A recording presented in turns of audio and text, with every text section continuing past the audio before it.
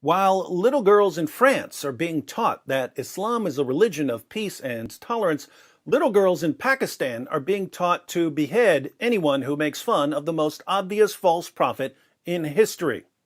Ex-Muslims of North America shared a video of a Muslim girls' school in Pakistan where Muslim girls are learning how to respond to criticism the Islamic way. Let's check it out.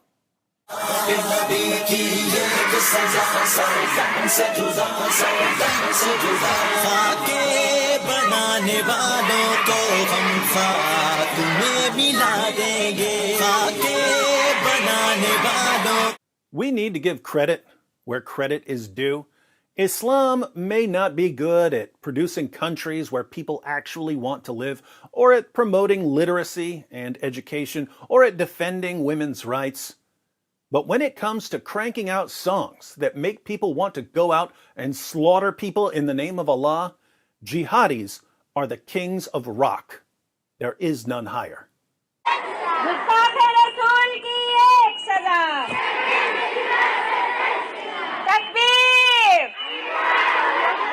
Their lips are saying decapitate, decapitate, but their hearts are saying love, love. ए अबू लहब के पैरोकारों, तुम खाके और cartoon क्यों बनाते हो? आओ मर्दों की तरह मैदान में उतरो, फिर देखो कि आका इनामदार के गुलाम कैसे होते हैं. They call anyone who defends cartoons of Muhammad followers of Abu Lahab. Abu Lahab was one of Muhammad's uncles and one of his biggest critics. He knew that Muhammad was an impostor and a false prophet. So calling people followers of Abu Lahab isn't exactly an insult. It's strange, though, that they tell French leaders to come and face them like men. Do they really think that Emmanuel Macron is going to assemble an army and attack a girls' school in Pakistan? Be realistic, ladies. It's jihadis who target schools, not Frenchmen. अभी तुम्हारा एक शख्स जहन्नुम Vasil हुआ है. अभी तो हमारे सीनों में आग दहक रही है. तुमने मोहम्मद अरबी सल्लल्लाहु अलैहि वसल्लम के गुलामों को ललकारा है. इब्तिदा तुमने की है, इंतहा अब हम करेंगे. हमारे गर्म खून अपने नबी की शान पर फिदा होने के लिए बेताब है. Our blood is desperate to flow for the sake of our prophet. Muhammad, who had sex with a prepubescent girl and produced a religion that has been promoting pedophilia for 14 centuries, now has a bunch of prepubescent girls saying how desperate they are for their blood to flow for him. How sick and twisted can a religion be? हम हर बात बर्दाश्त कर लेते हैं, मगर हमारे नबी पर बात आना हमारे लिए जिंदगी या मौत का मामला बन जाता है. हम तब तक आराम से नहीं बैठेंगे जब तक तुमसे इस गुस्ताखी का बदला न ले लें. We will never stop until we exact revenge for your insult. Notice, it never occurs to anyone to step in and say, excuse me, do you really think we should be brainwashing little girls into dedicating their lives to slaughtering people over cartoons? Everyone seems to think this motivational speech is right on the money. But not to worry.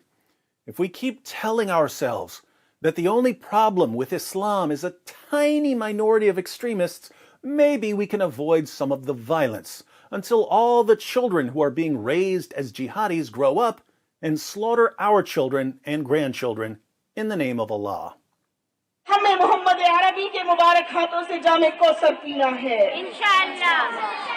Faraz समेत तमाम मुस्लिम दुश्मन अनासिर को अब ये बात पल्ले से बांधनी होगी कि तुम्हारी तरफ से जिस आग के शोले मशरिक में फेंके गए हैं, अब मगरिब की तरफ चलती हवाएं उन्हें तुम्हारे दरवाजे तक ले गई हैं. The flames you spread to us in the east will now reach you in the west. The flames of cartoons that people put on the internet and thus reach people in Pakistan on Facebook and Twitter will now reach you in France and Austria. But the flames that reach the west won't be cartoons. The flames that reach the west will be jihadis slaughtering Christians in church and slaughtering random people out for a meal. Once again, we see that Islam has a perfectly functioning moral compass. क्या ऐसा मुमकिन है कि मुसलमान का लहू रंग न लाए? क्या ऐसा मुमकिन है कि मगरिब हमें बेअमन करे और खुद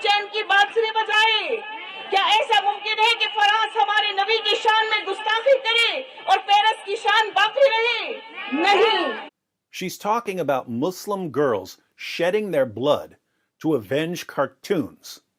Here again, it doesn't occur to anyone to step in and say, "Excuse me again, I may be new here, but should we really be brainwashing little girls into going out and getting themselves killed over some cartoons?" Everyone at the school and all the parents seem to think that this is perfectly normal. Why? Because it is in Islam. दुनिया में ऐसा कहीं नहीं होता। जो तुम बोओगे वही काटोगे, जीने दोगे तो जियोगे। तुम्हारा सुकून हमारे अमन के साथ मशरूत है। Your peace is tied to ours. What does that mean? It means if you don't want us waging terrorist attacks against basically any European we come across, you had better silence critics of Islam. You need to make criticizing or mocking Islam illegal in Western countries that aren't under Sharia. You need to enforce Sharia blasphemy laws even in the West, or we're coming to kill you until you get so sick of dying that you'll do anything to appease us. You know what the saddest part here is? The saddest part is that Western nations could help these girls. And I don't mean by conquering Pakistan. I mean that these girls will eventually encounter a lot of Western culture through the internet. We could help them by showing them that their goal in life shouldn't be to shed their blood for the most obvious false prophet in history. But instead of these girls encountering a unified voice, telling them that they shouldn't be letting an illiterate 7th century Arabian caravan robber tell them how to live their lives, they'll encounter Western politicians and journalists and educators and entertainers telling them that Islam is a wonderful religion and that Muhammad was a wonderful man, indeed, a true prophet. And all this will do is reinforce what their teachers have been telling them all their lives.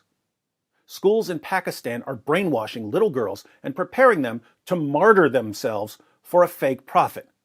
We respond by praising and honoring the religion that promotes the brainwashing and the martyrdom.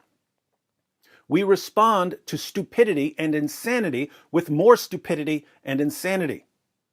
The response of the West so far has been an epic failure, so why don't we try something new? How about we respond to stupidity and insanity with a relentless presentation of the facts that prove conclusively that Muhammad was a false prophet? We might hurt a lot of feelings, but we'll definitely save a lot of lives.